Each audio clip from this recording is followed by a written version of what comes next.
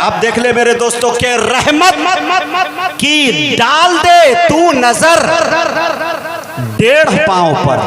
बोले बोले हक है रहमत की डाल दे, अगर नहीं बोलिएगा तो मैं माइक लेके कूद जाऊंगा। 1.5 आदमी को 2-3 आदमी को अपने जैसा बना लूंगा। शेर देख लीजिए मेरे दोस्तों। हाँ, शेर समाप्त हुआ। रहमत की डाल दे तू नजर 1.5 पांव पर, तैबा का मैं भी कर लूं सफर 1.5 पांव पर। सुभान अल्लाह। रहमत की डाल दे तू नजर 1.5 पांव पर, तैबा का मैं भी कर लूं सफर 1.5 पांव पर। अरे जाऊं सफा से जानिबे मरवा मैं दौड़ कर, अरे भागा फिरूं इधर से उधर 1.5 पांव पर। सुभान अल्लाह। जाऊं सफा से जानिबे मरवा मैं दौड़ कर, भागा फिरूं इधर से उधर 1.5 पांव पर।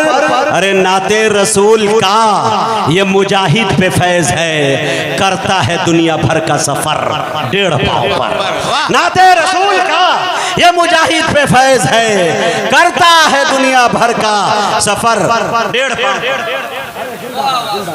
माशाअल्लाह माशाअल्लाह। ये मेरे लिए 200 नहीं 2 लाख का चेक है, समझिए। दाद मोहब्बतों से मिली है मेरे दोस्त, बहुत दुआएं, बहुत बहुत शुक्रिया। ये पिंडालो मजमा मुझे भा गया है, अकीदत का दिल पे नशा छा गया है।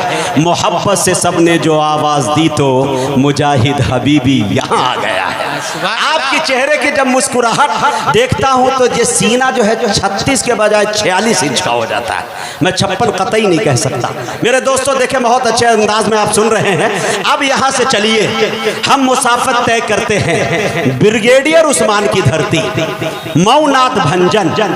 उस इलाके में, उस दयार में शायरों की कमी नहीं। जिस तरह से दुनिया में आपको आलू प्याज बड़ी आसानी से मिल जाएंगे, शायर उस एतबार से आपको वहाँ मिल जाएंगे।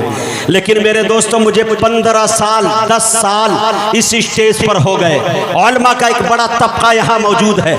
रब्बे काबा की कसम खा के कह रहा हूँ मिंबरे रसूल पे, इस 10 साल की मुद्दत के अंदर उरूज व ज़वाल अपनी निगाहों से मैंने बहुत देखा है। अगर किसी के ऊपर ज़वाल आते नहीं देखा मेरे दोस्तों, तो वो नाम सिर्फ एक ताबिश रेहान का है, मऊनात भंजन का। ताबिश रेहान हर सीने में बसता है, अपनी सादगी के हवाले से जाना जाता है, अपने कलाम के हवाले से जाना जाता है, अपनी सच्चाई के हवाले से जानता है। हकीकत तो ये है कि हम शुआरा को सफ़र करने का शऊर और मामलात के उसूल जिसने पढ़ाए इस पाठ को, मैं समझता हूँ उसका नाम ताबिश रेहान है। इन तमाम खूबियों का नाम ताबिश रेहान है। तो आप भी बैठे देख रहे हैं कि मुजाहिद हसनैन हबीबी साहब चारा गरो उनको बुला क्यों नहीं देते, जो दिल की दवा है वो दवा क्यों नहीं देते।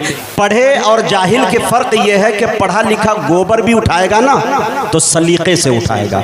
पहले आस्तीन यूँ चढ़ाएगा, फिर सलीक़े से बैठेगा, फिर सलीक़े से उठा के साइड में रखेगा। जब तालीम नहीं होगी तो खुद गोबर उठाते वक्त सलीक़ा आपका ये होगा कि लगेगा कि पूरा नहा के आप आ रहे हैं, है कि नहीं।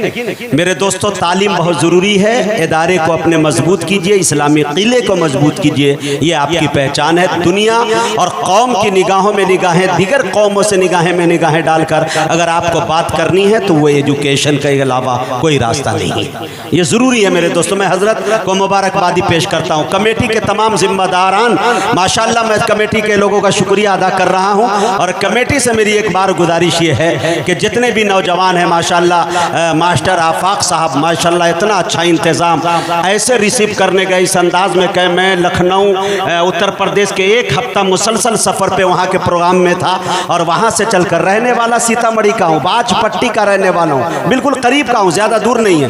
लेकिन मुझे वहाँ भी जाए हुए कभी कभी 2 साल हो जाते हैं, है कि नहीं। लेकिन अब ये कहा जाता है रहने वाले तो यूँ बिहार के हैं, वरना हर खित्ते हर दयार के हैं। तो मेरे दोस्तों शायरों का, फनकारों का कोई इलाका नहीं होता, कोई बस्ती नहीं होती। आफाक साहब एक बात मुझे याद आई, थोड़ा सा चेहरे पे आपके तबस्सुम देखना चाहता हूँ। और एक हादसा मेरे साथ पेश आया आज से 5 साल पहले।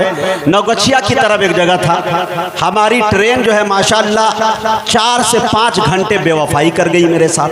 हस्बे मामूल जैसे कि बुलेट ट्रेन चलेगा, पहले ये राजधानी ठीक से चल जाए फिर बुलेट की हम बात कर लें तो अच्छा रहेगा, है कि नहीं। तो 5 घंटे 7 घंटे बेवफाई की। जैसे ही स्टेशन पहुंचा तो उस वक्त पुलवा का काम नहीं हुआ था, बालू रेत बहुत ज़्यादा था। एक नौजवान लड़का आता है, फ़ोन नंबर हमें दिया गया था कि ये जा रहे हैं, अहले जलसा ने दिया था कि ये जाइए और उसको रिसीव करके आ जाए। मैंने फ़ोन किया तो एक नौजवान को देखा, अरे वाह क्या ज़बरदस्त बाल रखे, क्या जीन्स का पैंट पहने हुआ, टी शर्ट पहने हुआ, और यहाँ पे लंबे कड़े पहनने के बाद यूं सिगरेट उड़ाता हुआ उड़ाया, एक कश मारा ऊपर का और हबीबी तुम हो? मैंने कहा जी हजरत मैं ही।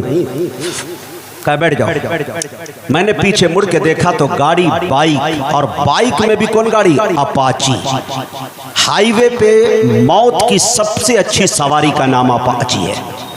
अपाची सबसे ज्यादा एक्सीडेंट इससे होता है, और इससे जब होता है तो बहुत कम को मैंने बचते देखा है। यूं उड़ाया और फिर 2 कश लेने के बाद बैठिए। हमने कहा भाई किस फिल्म के विलन को भेज दिया मेरे पास। मैंने कहा कि मुझे तो जलसे में जाना है। मैंने हाथ जोड़ लिया। मैंने कहा नौजवान से कि भाई साहब ऐसा है, सिगरेट सलीके से पहले ले लीजिए, मैं मना नहीं कर रहा हूँ, अलबत्ता एक गुजारिश है कि यहाँ पे कोई बेहतरीन सा होटल है। उन्होंने कहा हाँ एक होटल है वहाँ। हमने कहा वहाँ पहले ले चलिए, फिर हम आपसे बात करते हैं। वहाँ गए, अपना आधार कार्ड जमा किए, उसके बाद एकदम बिल्कुल रूम ले लिए, फ्रेश लिया। हमने कहा कि सुनिए, जलसे में बुलाने के लिए आप अपने भाई से या वाली साहब से कह दीजिए, किसी गत गरामत के आदमी को भेजिए जो थोड़ा शऊरमंद हो।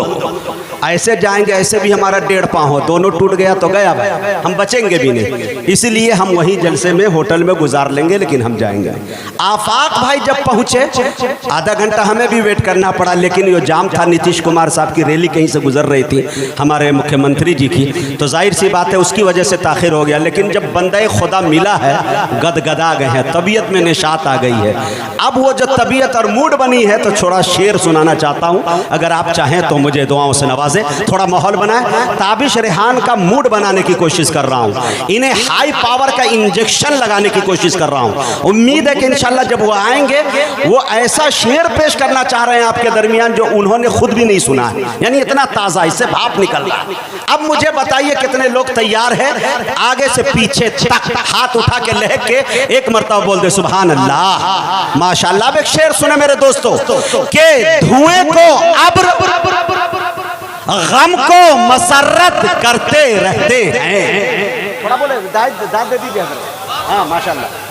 एक साहब से गुजारिश है माइक पे आ जाए, मुझे भी दाद दे दे, मेरी भी आदत बड़ी ख़राब है। जब तक कोई एक मरतबा वालिद साहब के साथ दस्तरखान पे बैठा था, मेरे वालिद कासमी हैं, उन्होंने कहा बेटा इन दिनों तेरा शेर बड़ा मशहूर हुआ है, थोड़ा सुना दो। मैंने एक मतला सुनाया, वालिद साहब के कान पे जूं ही नहीं तकरेंगी, कुछ बोले ही नहीं। मैं दूसरा शेर सुनाया ही नहीं, हाथ धो के उठ के खड़ा हो गया, कह रहे मुकम्मल शेर तो सुना दो। मैंने कहा अब्बा हुजूर आपकी अजमत, आपकी ताज़ीम अपनी जगह, लेकिन बतौर शायर के जब मैं शेर सुना रहा हूं, अगर दाद नहीं देंगे तो अस्सलाम वालेकुम आपकी शख्सियत को। मैं चले वालेकुम सलाम व रहमतुल्लाहि व बरकातहू। मैं कहना ये चाह रहा हूं कि दाद बहुत जरूरी है। तो थोड़ा सा आप लहक के बोले, शेर समझ में आए तो थोड़ा बोल दिया करें। धुएं को अब्र गम को मसरत करते रहते हैं, कलंदर है जहन्नम को भी जन्नत करते रहते हैं। सुभान अल्लाह, सुभान। धुएं को अब्र गम को मसरत करते रहते हैं, कलंदर है जहन्नम को भी जन्नत करते रहते हैं। जिसके सीने में अपनी माँ की अजमतें हैं, मोहब्बतें हैं, हर एक चेहरा एक हाथ उठना चाहिए और अपनी दुआओं से नवाइएगा। अशफाक पहलाची आपकी तवज्जो, धुएं को अब्र गम को मसरत करते रहते हैं, कलंदर है जहन्नम को भी जन्नत करते रहते हैं। हमें इन झुर्रियों में आयतों का अक्स दिखता है, हम अपनी माँ के चेहरे की तिलावत करते रहते हैं। सुभान अल्लाह, बहुत खूब। हमें इन झुर्रियों में आयतों का अक्स दिखता है, हम अपनी माँ के चेहरे की तिलावत करते रहते हैं। अगर भूखा पड़ोसी है तो पहले खुद नहीं खाते।